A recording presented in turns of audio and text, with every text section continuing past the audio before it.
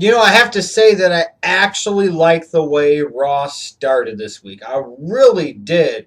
Dean Ambrose is angry. Eventually, John Cena is angry. Dean Ambrose gets angry with John Cena, showing that just because they are baby faces, that doesn't mean that baby faces have to get along. This segment was rolling along really well. I really like the feeling of it. I really like the flow of it. I like how both guys are angry at Seth Rollins. They're determined to get their hands on Seth Rollins. They eventually go after Seth Rollins. Even that awkward crap on the ramp, not included. They didn't know what the hell they were doing there. Then chasing him backstage and going after him again. This felt spontaneous. This felt different. This felt good.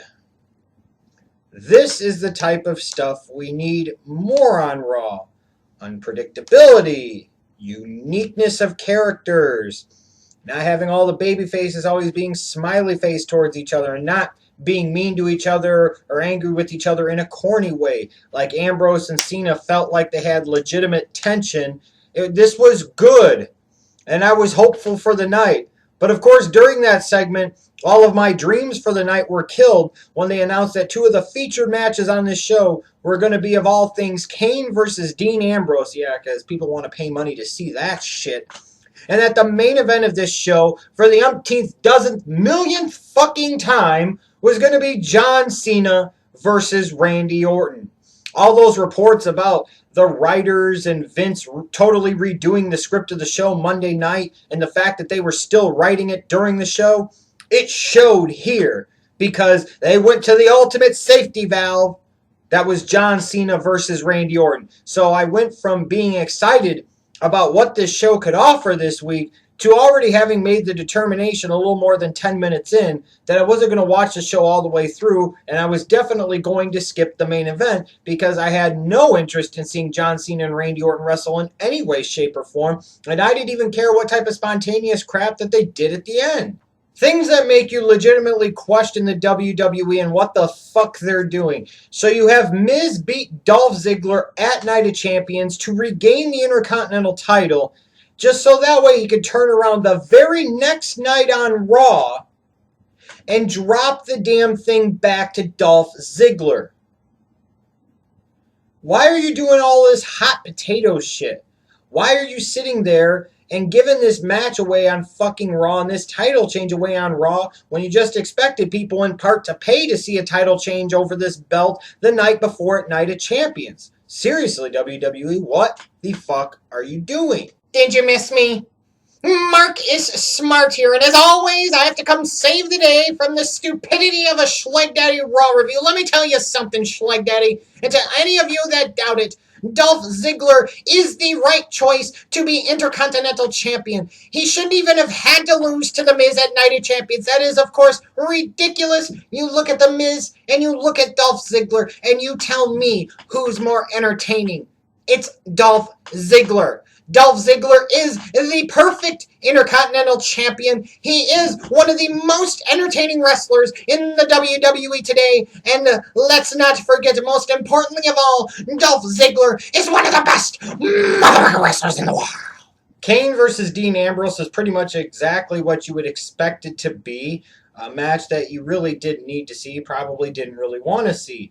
The finish was relatively well done, though, with Ambrose getting the DQ victory because of Rollins interfering. And I love how they continue this crap. They continue to go down this road with Ambrose and Rollins and have this kind of herky-jerky, different type of feeling feud. Again, this is the type of stuff that we need more out of with the WWE. And I really like when Triple H is sitting there with Rollins and shit backstage, and then here comes freaking Dean Ambrose coming in at 300 million miles an hour. I really like how Triple H got out of the way and apparently forgot that these are his guys that are getting attacked, and he's a former 13-time world champion, so he can't get physically involved all of a sudden. I don't know where the fuck that came from. The best thing, though, was Stephanie sitting there and saying, does it ever work when we throw somebody out of the building? Don't they always come back? You lock them in. I'm like, oh my God.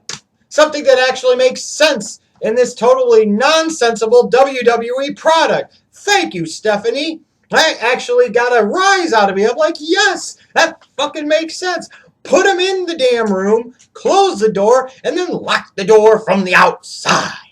The Usos and Sheamus versus Cesaro and the Dust Boys. I fast forwarded through the entire thing. I didn't need to watch to know that some babyface was going over in some stupid way. You know, another stupid six-man tag featuring these guys. I didn't need to see it. I don't need this type of random filler crap. I don't. This is lazy, typical formatting from the WWE. And this is the type of shit that going forward, until they do more things to give me compelling entertainment throughout their show, these are the type of matches, type of segments that I'm just going to skip all the way through and not bother fucking watching. Now here's what I don't get. You have Mark Henry versus Rusev on Night of Champions, and you have Rusev go over. No issues with that. No problems with that. You choose to follow that up by basically doing the exact same fucking match the following night on Raw. Again, this goes right back to the shit with Ziggler versus Miz for the IC title. Why are you sitting there putting these matches on a pay-per-view card on the network that in part you were expecting people to pay for, and then you're giving this shit away the next night for free on cable television? That makes absolutely no fucking sense. And what's even more ridiculous here is that you have Mark Henry talking about heading into the pay-per-view that he's not going to give up. He has to do it for the USA, that he is our hope, he is our hero, he's the one to get it done. And then he fucking taps out. So now here on Raw, the following night, he gets put in the accolade again, and this time he passes out. Why not sit there and have him pass out at Night of Champions and forego the match here and just have the segment? This was stupid. This is the type of shit that lets you know that this show was dramatically and totally rewritten at the last minute.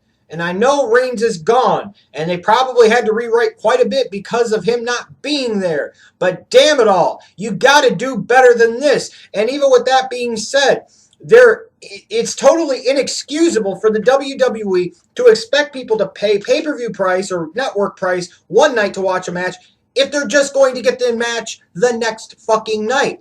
Why would I pay $10 to see something if I get it for free? Where does that make any fucking sense, WWE? What the hell are you doing? Speaking of what in the fuck are you doing, WWE? You're in Memphis, the King's old stomping grounds, his domain.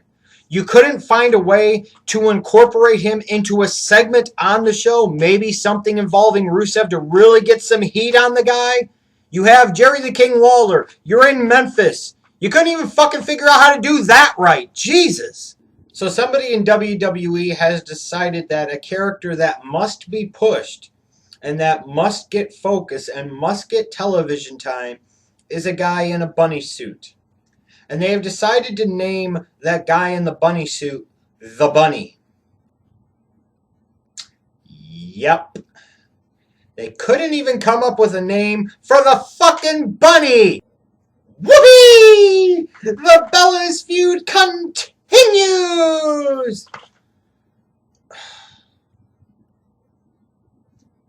Oh, God.